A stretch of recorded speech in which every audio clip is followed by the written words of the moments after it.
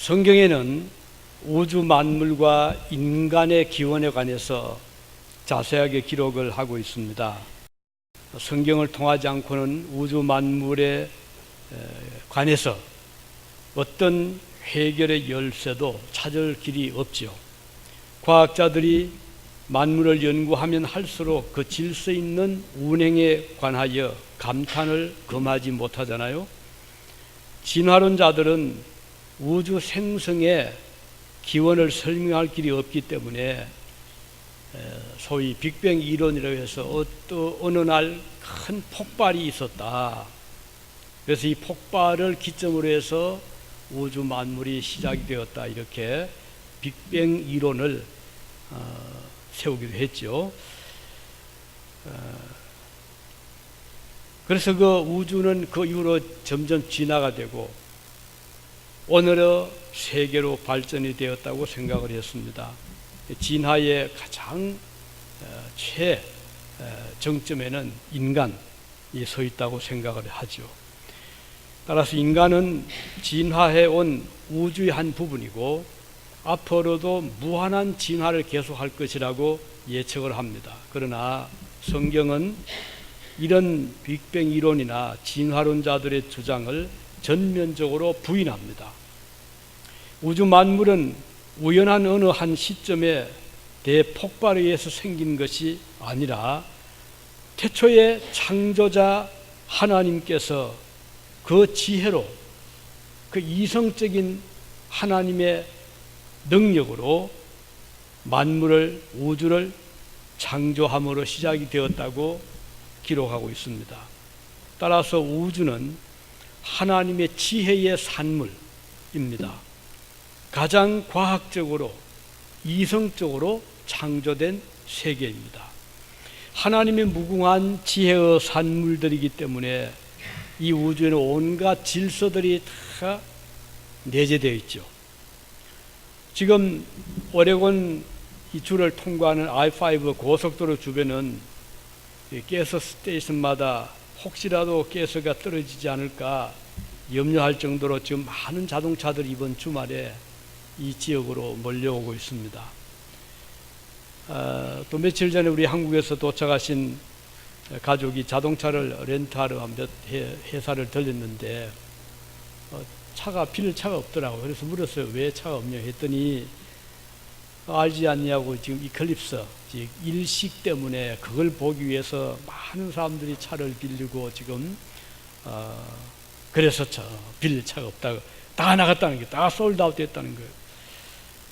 이거 이유는 내일이죠. 내일 이제 아마 10시부터 시작이 되나 봐요. 그렇게 해서 이 태양과 달과 지구 일직선으로 딱 이제 줄을 서잖아요. 그러면은 지구에서 태양을 볼 때 그 중간에 달이 막혀 있어서 그래서 태양이 일부분 가려지다가 나중에 개기일식까지 가는 이런 우주소가 내일 벌어진다고 하잖아요. 이런 현상은 우주가 얼마나 질서 있게 정확하게 운행이 되고 있나 하는 것을 우리에게 잘 지금 보여주는 얼마나 하나님께서 천지 만물을 창조하실 때 아주 과학적으로 지으셨는가를 잘 볼 수 있게 되는 것입니다. 만일 우주가 우연하게 by chance 우연히 생성이 되어 좌충우돌 하다가 이와 같이 어쩌다가 태양계가 형성이 되었다면 어떻게 우리가 이런 예측을 미리 할 수가 있겠습니까? 계속 진화된다고 하면 어떻게 우리가 그것을 정확하게 미리 예언을 하겠습니까? 태양과 달과 지구가 일직선으로 줄을 서므로 일식 현상이 일어나게 되는 것도 우리는 하나님께서 질서 있게 창조하신 우주이기 때문에 가능하다는 것을 알고 있습니다. 만일 만물이 하나님의 이 창조의 질서를 파괴해서 그 궤도를 벗어나는 그 순간 우주가 존재할 수 있을까요? 그때는 모든 세계가 질서 갖다 깨어지고 지구는 지구대로 태양계는 태양계 각 위성대로 어디로 이게 흩어질지 모르잖아요. 그러나 서로 이 중력이 맞물리고 질서 있게 우주가 지금까지 이렇게 유지가 되고 있는 것을 보면 창조주 하나님의 솜씨가 얼마나 위대한 것을 우리 다시 한번 감탄하게 됩니다. 마찬가지로 그래서 우주가 존재하게 되는 그 비결이 뭔가, 하나님의 창조의 원리에 충실하기 때문에 질서 있게 존재하고 있다는 것이고, 오늘날 소위 뭐 환경 파괴, 자연의 파괴, 공해 등은 인간들이 여러 가지 이제 산업화 과정에서 때로는 무리하게, 때로는 너무 지나치게 이 자연 세계를 회파함으로 오는 부작용이라고 할 수가 있겠죠. 우리 인간의 세계도 하나님이 지으실 때 우연하게 뭐 이렇게 지은 것이 아니고 아주 하나님의 모든 지혜를 동원해서 가장 이성적이고 가장 합리적이고 가장 원리에 충실한 그런 존재로 인간을 창조하셨는데, 우리 인간에게는 만물과 다르게 이 두 부분 있잖아요. 이 육체적인 몸이 있고 우리 몸 안에 영이라고 하는 영혼이 존재하는 것이 만물과는 차이입니다. 하나님께서 그렇게 우리를 하나님의 형상대로 창조하셨다, 이렇게 말씀하고 있습니다. 그렇다면 만물이 하나님께서 원래 지으셨을 때 원리를 따라서 움직이고 또는 진행할 때, 운행될 때 질서가 유지되는 것처럼 인간의 세계도 마찬가지입니다. 하나님께서 원래 지으시고 주신 원리에 충실하면 인간의 세계는 그야말로 아름다운, 또 행복한, 아주 이상적인, 유토피아적인 그런 세계가 될 것입니다. 그러나 만일에 하나님의 창조 원리를 다 인간들을 무시하고 인간들의 마음대로 살아간다면 어떻게 되겠습니까? 이 세상에 질서가 있을 수가 없는 것이죠. 모든 만물 중에서 가장 아름답고 정교하게 창조하신 사람이기 때문에 그만큼 삶의 법칙도 정교할 수밖에 없고, 또 그만큼 더 인간의 삶이 그 법칙이 중요하다는 것입니다. 따라서 그 법에 우리가 순응하고 법대로 살게 되면 가장 이상적인 행복한 삶을 살 수가 있습니다. 성경에는 그런 의미에서 많은 이제 예들이 있습니다. 그 사람들의 삶을 많이 조명해요. 하나님의 원리와 법도를 따라 산 사람들이 어떤 결과를 가져왔던가, 또 그 반대로 질서를 파괴하고 하나님의 법을 무시한 자들의 삶의 결과가 어떤 것인가를 아주 극명하게 성경은 잘 보여주고 있습니다. 그래서 선한 사람의 모습도 보여주고 악인들의 모습도 보여주고 있습니다. 오늘 본문의 그 중에 우리가 좀 생각할 수 있는 한 사람이 등장하는데, 이 사람은 심의, 이름이 심의라는 사람이고요. 그 족보를 보면 이스라엘 12지파 중에서 베냐민 지파에 속한 사람이고, 이 베냐민 지파에 속한 사람 중에 한 사람이 사울 왕입니다. 이스라엘 초대 왕이죠. 그래서 이 시몬은 같은 사울 가문의 사람이었어요. 그런데 사울이 이제 권력을 잡고 왕위를 가졌을 때 시므이도 굉장히 기분이 좋았을 겁니다. 아, 우리 가문에서 왕이 나왔다. 베냐민 지파다. 그런데 우리가 그동안 몇 주 쭉 본 대로 이 사울이 결국은 왕위를 다 내려놓게 되잖아요. 그런데 이 사울이 왕위를 내려놓게 된 과정을 보면 누가 예를 들어 다윗이 탐을 내서 사울을 공격을 했다거나 왕위를 빼앗은 것이 아니고 전사를 하잖아요. 전쟁터에 갔다가 전사를 하게 되므로, 그래서 이제는 왕위가 없어지게 되고, 그때 이제 사울을 대를 이어서 왕이 된 분이 다윗이거든요. 다윗은 결코 왕위를 탐을 낸 적이 없어요.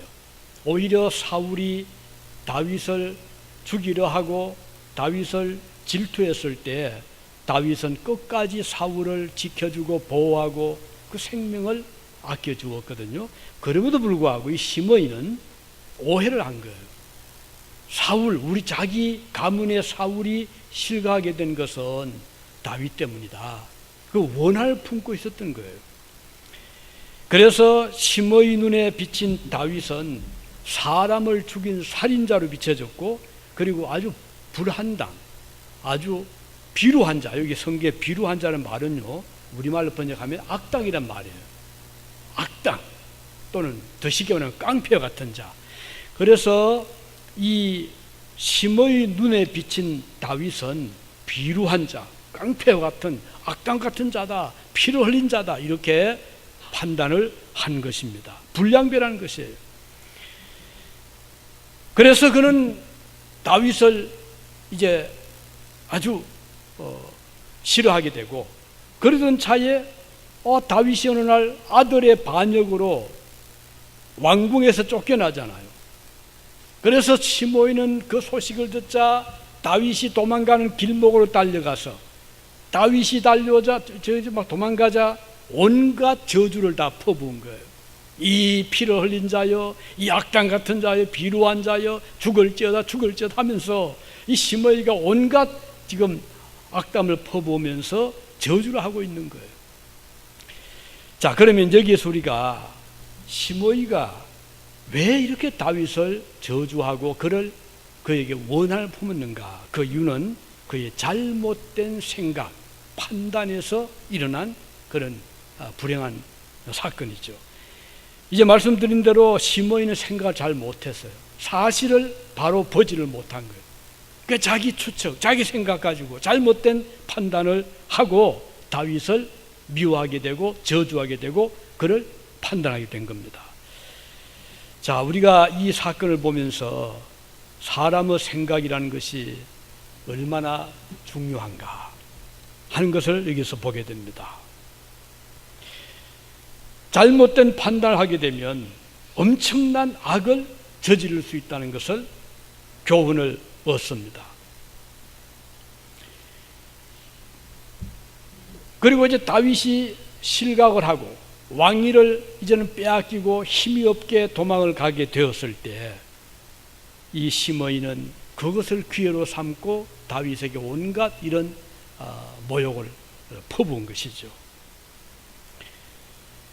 만일 다윗이 왕위를 지키고 있었다면 감히 그렇게 할 수 있었겠습니까? 그러나 이제 권력이 기울어지자 그에게 등을 돌리고 배신하는 이런 모습인데, 다윗의 절친했던 친구였던 후세란 사람마저도 이때 다윗을 배반합니다.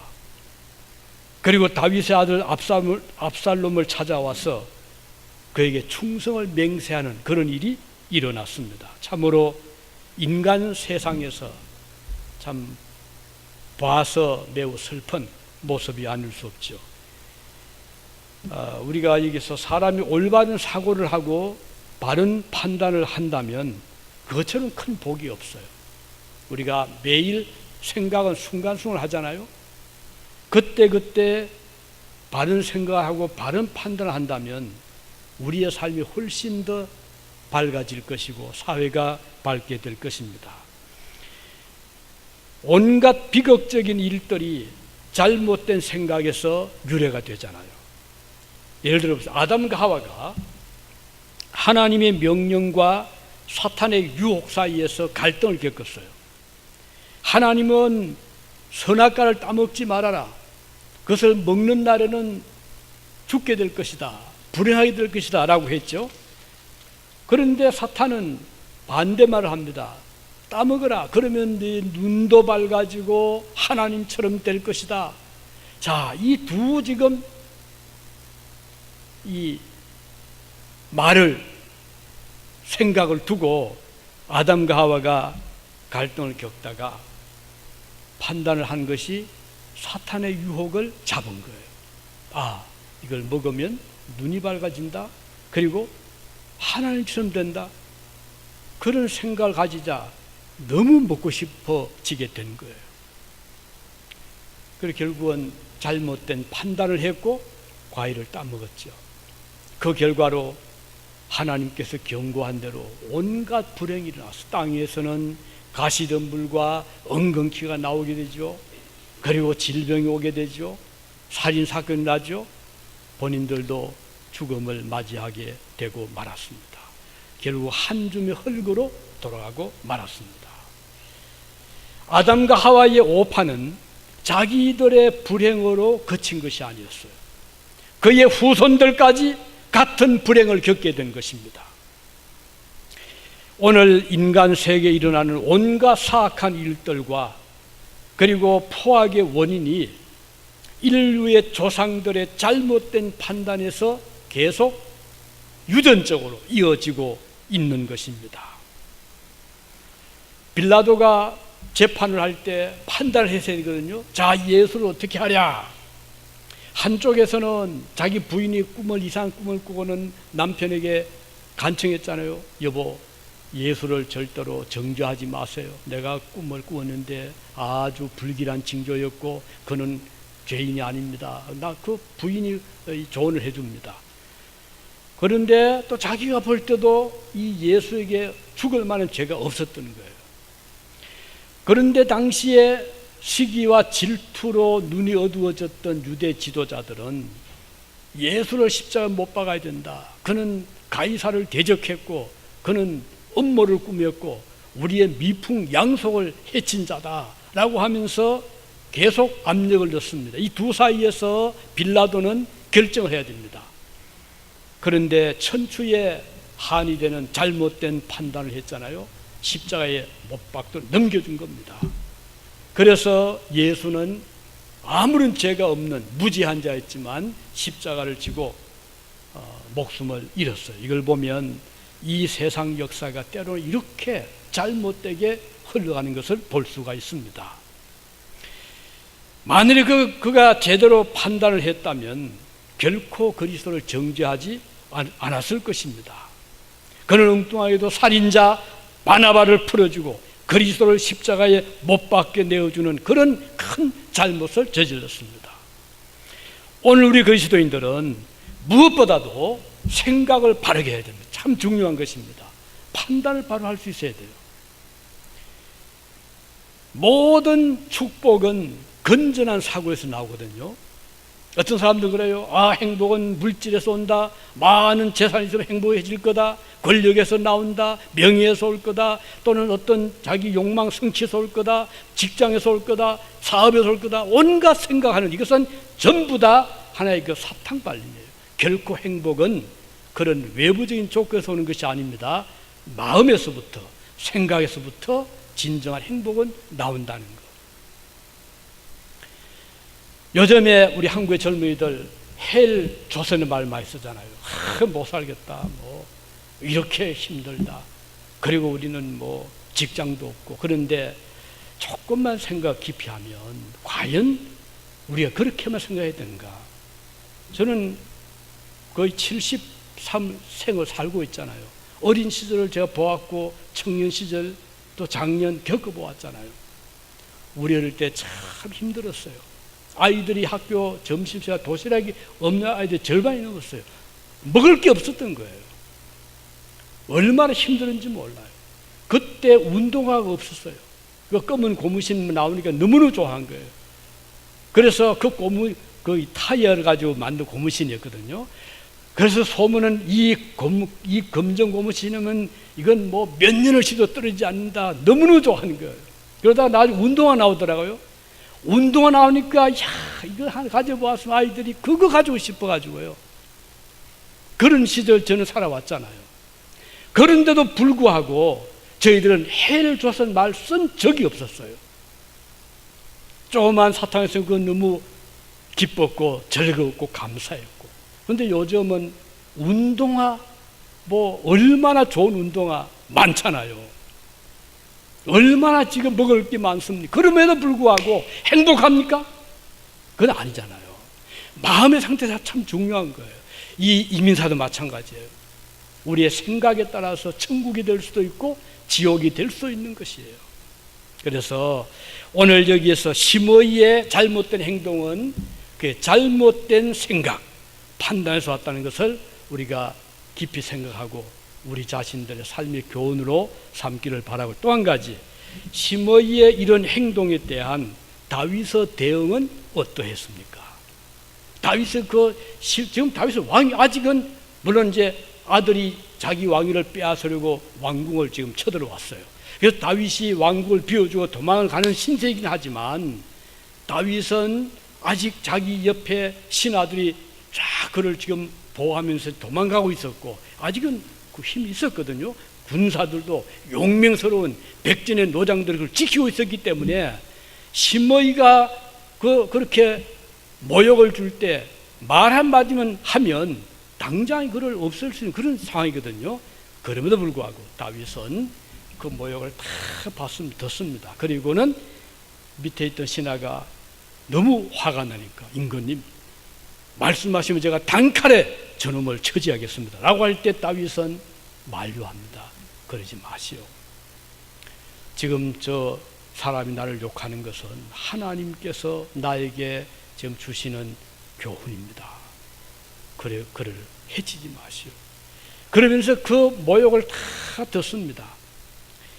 그리고 그를 해치라고 하지를 않습니다. 다윗의 아주 한 인품을 우리에게 보여주고 있습니다. 다윗은 눈앞에서 자기를 저주하며 돌팔매질하는 시므이를 바라본 것이 아니었어요.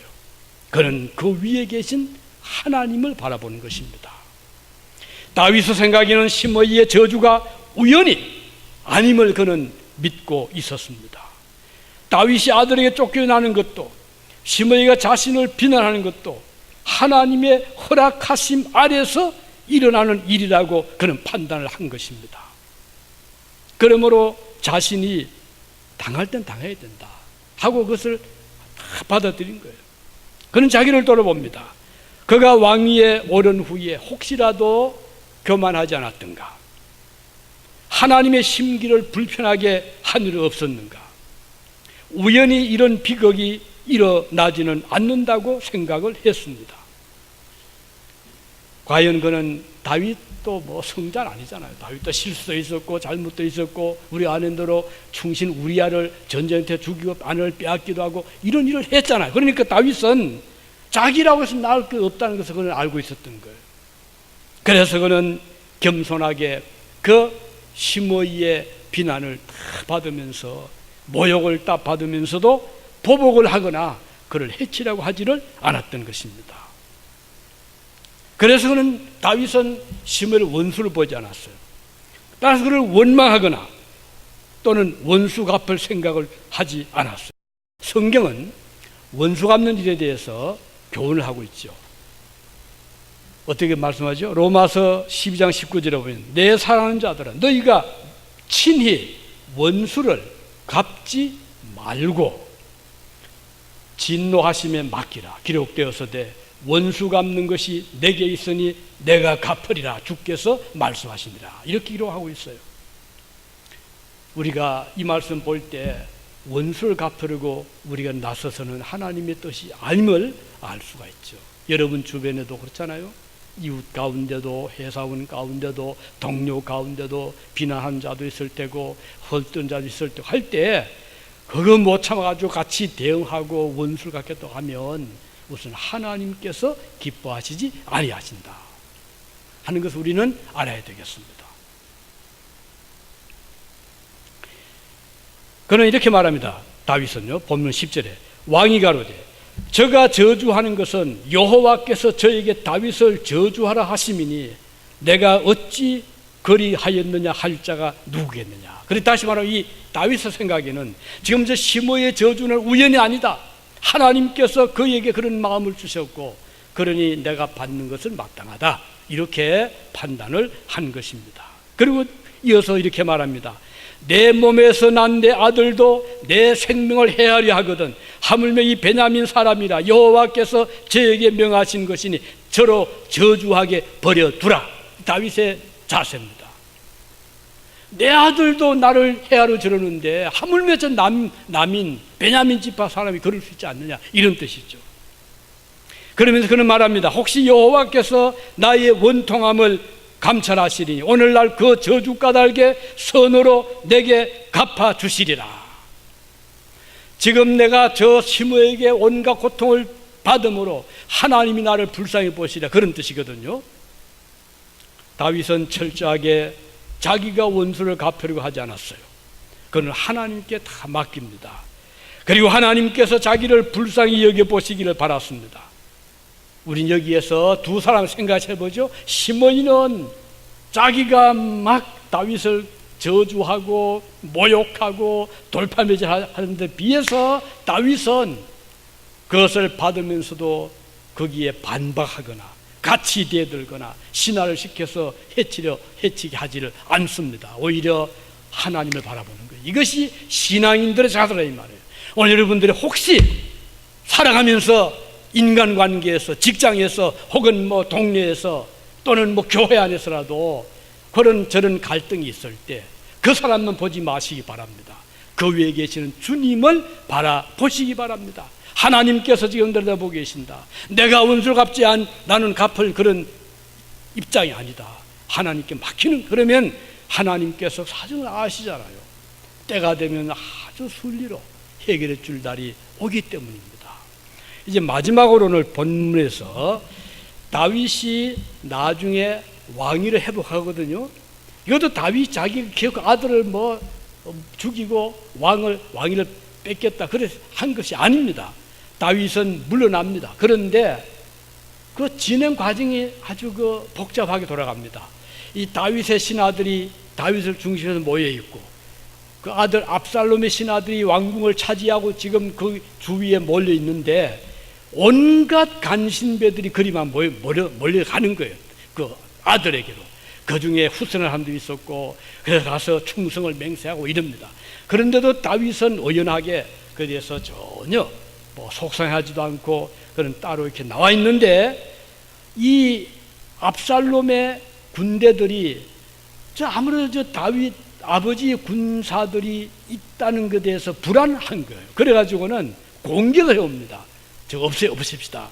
그래서 아예 일거에 급습을 해서 전부 다 처치합시다 라고 이제 제안을 하고, 압살롬의 재가를 받고 압살롬의 군인들이 갑자기 습격을 해온 거예요. 그래서 어쩔 수 없이 다윗의 군인들이 방어를 해야 되니까 싸우게 된 거예요. 에브라임 수풀에서 싸웠지. 지난주 말씀드린 대로 다윗의 이 신하들은요, 백전 용사들이요. 벌써 오랫동안 전쟁도 많이 겪었고 지략도 있었고 용맹했고 충성도 가요. 저 권력을 따라갔던 압살롬의 신하나 군대에 비하면 다윗의 군대들은 진짜 군인들이었어요. 그러니까 뭐 싸움 딱 붙어보니까 이 상대가 안 되는 거예요.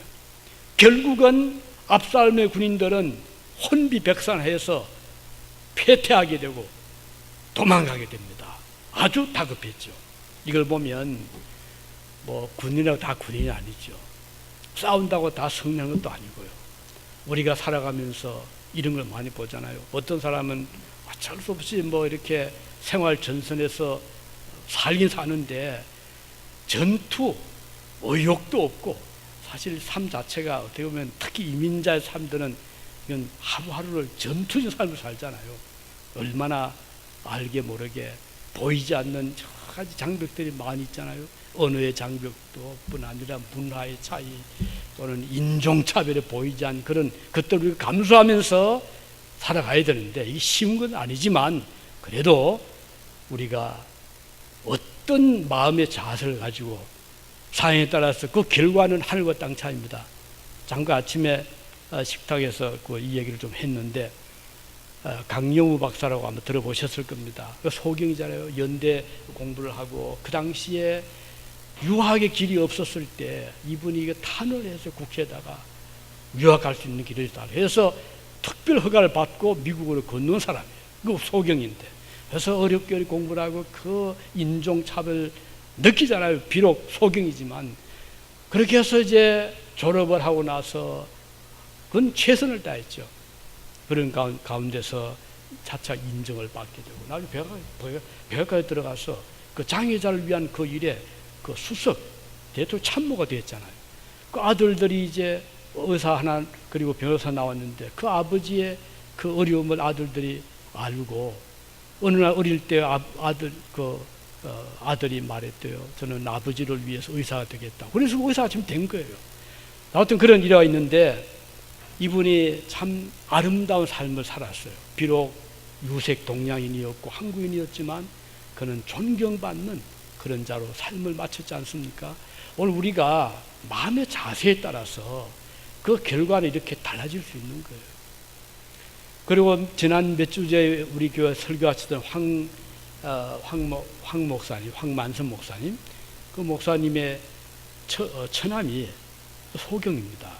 고등학교 때 실명이 되어서. 그런데 한때 낙심하다가 믿음을 가지면서 다시금 생의 용기를 얻고 일어섰는데 그 사람이 미국으로 왔어요. 와가지고 이제 공부도 좀 하고 했는데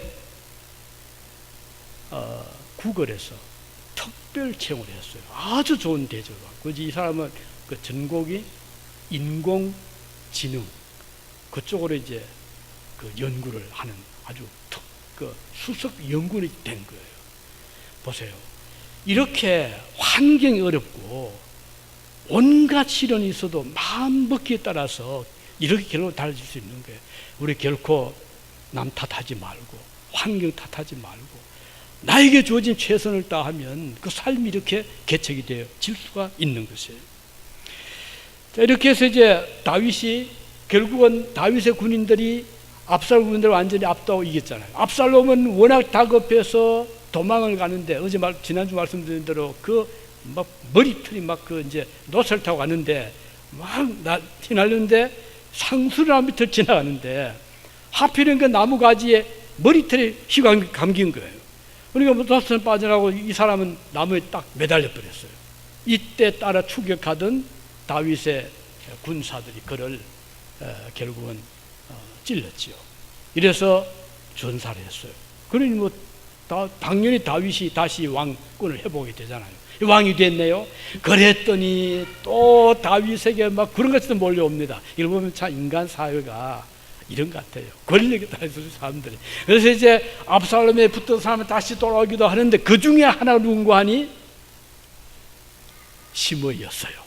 자, 시므이가 이제 그동안 다윗의 이제 끝이 났다, 다윗 시대 끝이 났다 하고 막 있는 말은 다 해가지고 비난하고 모욕하고 저주했는데, 완전 생이 바뀌잖아요. 그러니까 시므이가 살아야 되니까 다윗을 찾아온 거예요. 와서 그 앞에 큰 절을 하면서 죄를 주거지를 졌다고 용서를 구합니다. 이때 다윗의 심정이 어떻겠어요? 지난번에 시므이가 그를 비난할 때 다 받아들였잖아요. 그런데 이번에 다시 와서 그 앞에 절을 하고 엎드릴 때 다윗이 그에게 맹세합니다. 염려하지 마시오. 내가 절대로 당신을 죽이지 않겠습니다. 맹세를 했고 보복하지 않았고 다윗 죽을 때까지 약속을 지켰어요. 자, 이걸 보면 다윗의 인품을 볼 수가 있잖아요. 참 대인답잖아요. 정말 그는 위대한 영웅이잖아요. 이렇게 해서 다윗은 시므이를 다 용서해 줍니다. 여기에서 보여준 한 가지 교훈은 뭔가 하니 하나님의 사랑입니다. 다윗을 우리는 영적으로 그 성군 다윗이라고 하죠. 임금 다윗. 하나님 우리의 임금이잖아. 우리의 왕이잖아요. 그런데 하나님께서 우리를 만일에 우리가 행한 대로 죄를 갚는다고 하면 여기에 남아있을 분이 몇 사람이 될까요? 어릴 때부터 지금까지 살아오면서 마음으로, 말로, 생각으로, 행동으로 저지른 죄를 하나님이 다 놓고 심판한다면 몇 사람이나 그 앞에 얼굴을 들겠습니까? 그런데 하나님은 여기 다윗이 시므이의 그 모든 허물을 다 용서하고 맹세하면서 너를 해치지 않겠다라고 맹세한 대로 지켰던 것처럼 하나님은 오늘 그의 자녀들 용서하시고 덮어주시고 감싸주시고 맹세하시는 대로 우리를 천국 백성 삼아주신 거예요. 하나님의 사랑을 다윗의 이 모습을 통해서 우리에게 보여주는 거예요. 우리는 시므이보다 나은 게 사실 없잖아요. 얼마나 우리도 그때그때 상황에 따라서 마음도 바꾸고 권력의 어떤 힘에, 검력에, 명예의 인기에 따라서 우리가 얼마나 마음이 흔들 때가 많잖아요. 그럼에도 불구하고 우리 하나님은 우리를 다 이렇게 용납해 주시는 거예요. 그래서 오늘 그래서 우리 하나님을 좋아하는 거예요. 하나님을 우리가 사랑하는 거예요. 우리는 하나님을 의지하는 거예요. 우리는 하루도 수없이 마음이 바뀌고 온갖 생각을 다 하죠. 하나님은 한 번도 우리에 대해서 우리를 버리시려고 생각한 적도 없고, 우리를 대해서 우리를 죄로 심판하겠다라고 생각하지 않으시고 우리를 다 용서해 주시는 거예요. 왜? 우리가 그리스도를 영접하고 믿기 때문에. 주님은 말씀하신 대로 나를 믿는 자는 죽어도 살겠고 그러잖아요. 주를 믿는 자. 그래서 하나님은 그 약속대로 우리를 끝까지 지켜주시고 보호해 주시는 분이시다는 것을 여기서 볼 수가 있습니다. 오늘 심의의 이 저주의 모습을 보면서 하나님과 우리 관계를 생각하고 하나님의 사랑이 우리를 영원히 살려주시는 은혜를 함께 누리시길 바랍니다. 기도하시겠습니다.